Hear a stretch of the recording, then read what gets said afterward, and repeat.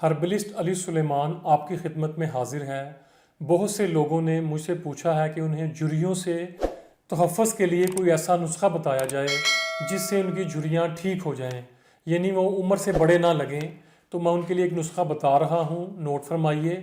नशास्ता, जौ का आटा, गोंद कतीरा, ये तमाम चीज़ें आपने 50-50 ग्राम लेकर इन तीनों चीज़ों का पाउडर बना लें और इसे किसी जार में महफूज कर लें।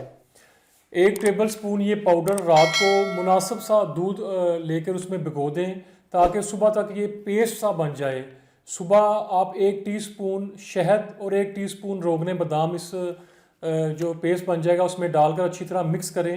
तो ये पेस्ट अपने फेस पर अप्लाई करें और 2 घंटे के लिए या 1 घंटे के लिए कम से कम फेस पर लगा रहने दें। उसके बाद फेस को वॉश करें।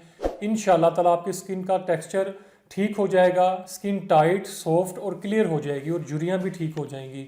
इस वीडियो को शेयर भी कीजिए और मुझे दुआओं में याद रखिए। अल्लाह हाफिज़।